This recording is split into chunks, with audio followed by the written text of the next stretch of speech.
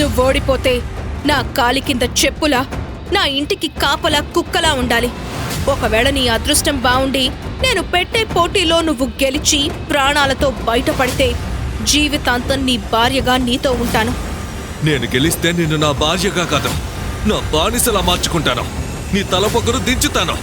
ఇది నా తల్లి సమాధి మీద ఆనా. ప్రపంచంలోనే గొప్ప అందగత్తె, ఓటమి ఎరుగని యోధురాలు మిత్రవింద విసిరిన సవాల్లో యోధా గెలిచాడా? ఒకప్పుడు తిరుగులేని మహావీరుడైన యువరాజు బలహీనుడిగా ఎందుకు ఉన్నాడు?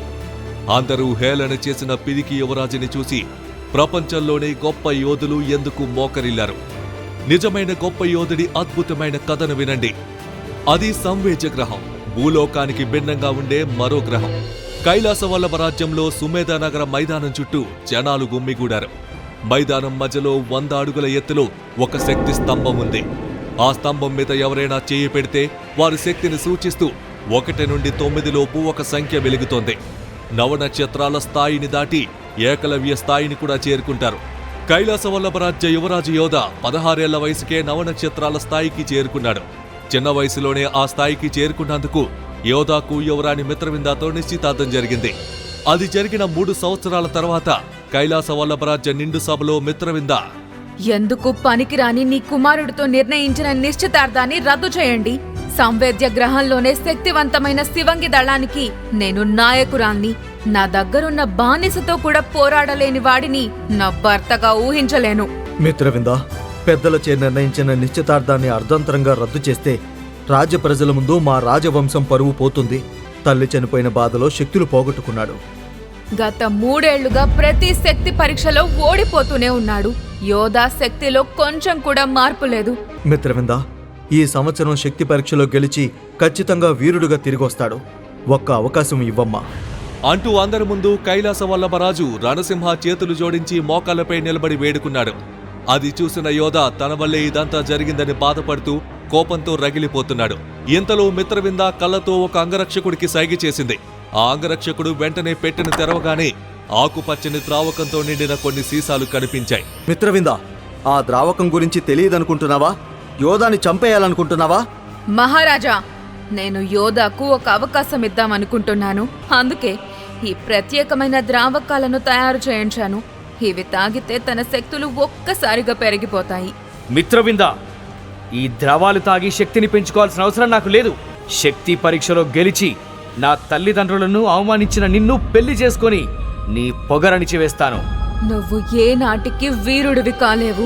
ఈ ద్రావకాలు ఉపయోగించకపోతే ఎప్పటికీ నువ్వు బలహీనుడివే అని మిత్రవింద అక్కడి నుండి వెళ్లిపోతుంది. కైలాసవల్లభ రాజ్యంలో సుమేధ నగర మైదానంలో శక్తి పరీక్షలు మొదలయ్యాయి. రాజ్య ప్రజలందరి కళ్ళు ఉత్కంఠగా యోధాని వెతుకుతున్నాయి. జనం యోధా గురించి మాట్లాడుకుంటున్నారు. యోధా మైదానంలో ఉన్న శక్తి స్తంభం వైపు అడుగులు వేశాడు. 3 ఏళ్ల నుంచి తీవ్రంగా ప్రయత్నం చేస్తున్నాను. కనీసం ఈసారైనా నవనక్షత్రాల స్థాయిని దాటి ఏకలవ్య స్థాయిని మళ్లీ అందుకోవాలి అని యోధా మనసులో అనుకుంటూ ఆత్మస్థైర్యంతో పిడికిలి బిగించి శక్తి స్తంభం మీద ఉన్న చక్రం మీద తన అరచేతిని ఉంచి కళ్ళు మూసుకున్నాడు. అప్పుడే ఎవరూ ఊహించని ఒక అద్భుతం జరిగింది. శక్తిని సూచించే శక్తి స్తంభం ప్రకాశవంతంగా మారింది. నక్షత్ర సంఖ్య 1 నుండి పెరుగుతూ 9 నక్షత్రాలకు వెళ్తున్న సమయంలో యోధా చుట్టూ ఉన్న సుమేధ నగర మైదానమంతా ఒక్కసారిగా నిశ్శబ్దంగా మారిపోయింది. ఒక్కసారిగా అక్కడ అంతా నల్ల మబ్బులు కమ్మి చీకటిగా మారిపోయింది. ఆ చీకటి నుండి ఒక తెల్లని పొగల ఒక విచిత్రమైన వ్యక్తి కనిపించి యోధాతో మాట్లాడుతూ, యోధా, నేను నీకోసమే వచ్చాను. నువ్వు ఏకలవ్య స్థానానికి చేరాలంటే నేను చెప్పిన పని చేయాలి. ఎవరు నువ్వు? నేనెందుకు నువ్వు చెప్పిన పని చేయాలి? మీ అమ్మ నీ బాధ్యత నాకు అప్పచెప్పింది.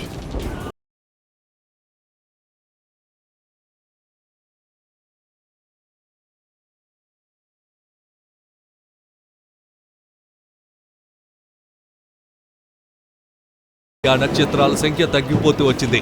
అది చూసి కళ్ళు తిరిగిన యోధా నేలపై పడిపోయాడు. యోధా శక్తి కేవలం 3 నక్షత్రాలు మాత్రమే. ఇది మొత్తం కైలాసవల్లభ రాజ్యంలోనే అతి దారుణమైన ప్రదర్శన. లేదు, అలా జరగడానికి వీల్లేదు.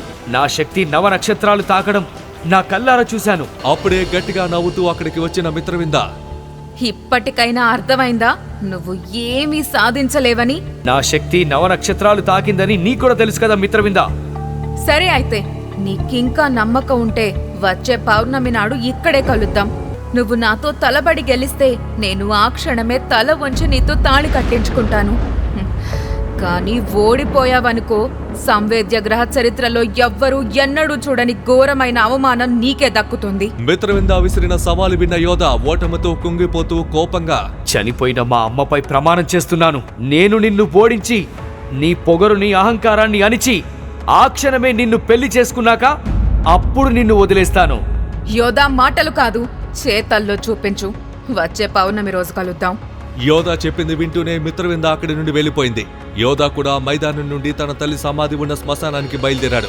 తల్లి సమాధి దగ్గర, మన రాజ్యంలోని ప్రజలే నన్ను హేళన చేసి అవమానించారమ్మా. ఇన్ని రోజులు నా వల్ల నా తండ్రి ఎన్నో అవమానాలు ఎదుర్కొన్నారు. సింహం లాంటి నాన్న ఈరోజు నా కారణంగానే ఆ మిత్రబిందకి చేతులు జోడించి వేడుకునే పరిస్థితి వచ్చింది. అంతా నా వల్లే. నేను శక్తిహీనుణ్ణి, ఎందుకు పనికిరాని వాణ్ణి అంటూ యోధ తన తలను సమాధి కొట్టుకుంటూ వెక్కి వెక్కి ఏడుస్తూ ఉండగా ఒక్కసారిగా చుట్టూ ఉన్న వాతావరణం చీకటిగా మారిపోయింది. అదే సమయంలో యోధకి ఒక గొంతు వినిపించింది. అది తన తల్లి స్వరం అని గ్రహించిన యోధ, అమ్మా నువ్వేనా? యోధా, నువ్వు శక్తిహీనుడివి కాదు. రాజ్య ప్రజలందరికీ తొందరలో నీ నిజమైన శక్తి తెలుస్తుంది. నీ తండ్రికి అవమానం జరిగిన చోటే పుత్రగర్వంతో సంబరాలకు పిలుపునిచ్చే సమయం ఎంతో దూరంలో లేదు. నువ్వు ఎప్పటికీ మహావీరుడివే.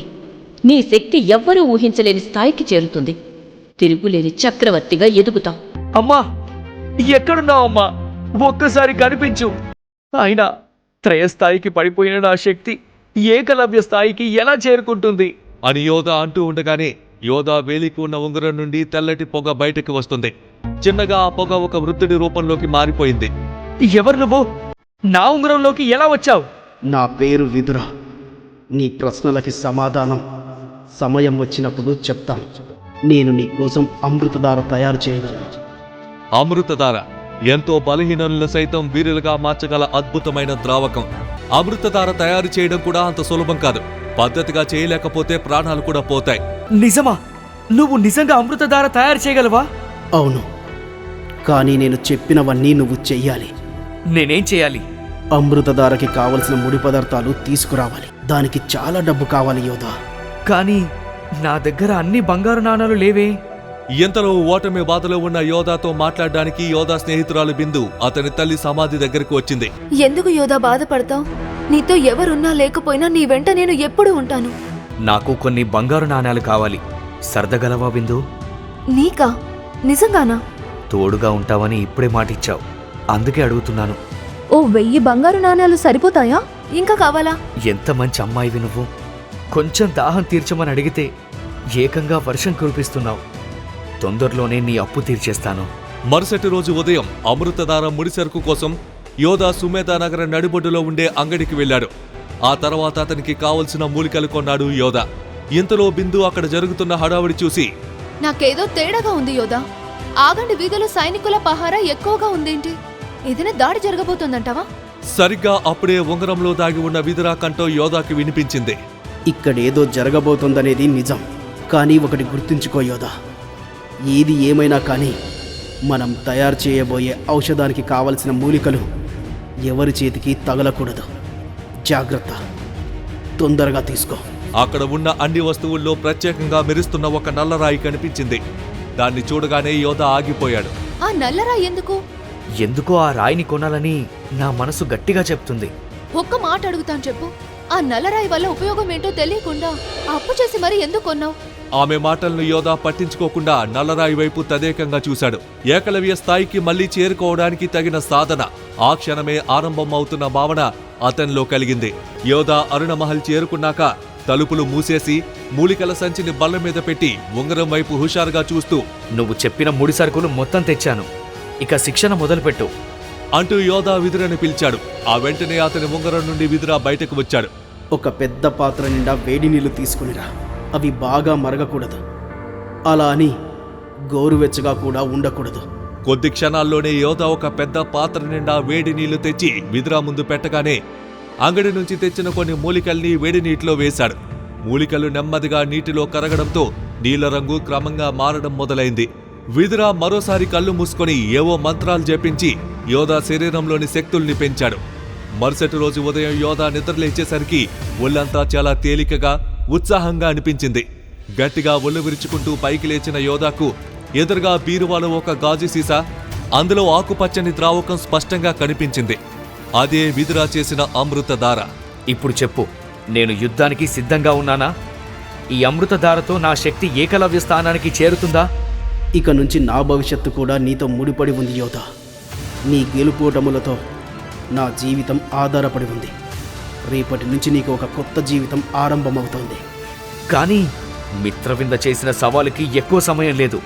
రేపే పౌర్ణమి. కంగారు పడకు యోధా. నేను చెప్పినది మాత్రమే చెయ్యి. అప్పుడే నువ్వు మిత్రవిందాను ఓడించగలవు. ఆఖరికి ఆ రోజు రానే వచ్చింది. మిత్రవింద యోధా ఎదురెదురుగా తలపడాల్సిన రోజు అదే.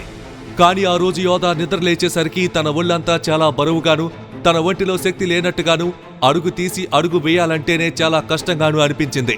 అలా శక్తి లేనట్టుగా ఉంటే మిత్రవిందాతో గెలవటం కష్టమని వెంటనే గాజు సీసాలో ఉన్న పచ్చని అమృతధార ద్రవాన్ని విదురకు తెలియకుండా తాగడం మొదలుపెట్టాడు. అదంతా ఉంగరంలో నుండి గమనించిన విదుర యోధాతో, యోధా, నా మాట విను. ఒక్క నిమిషం ఆగు.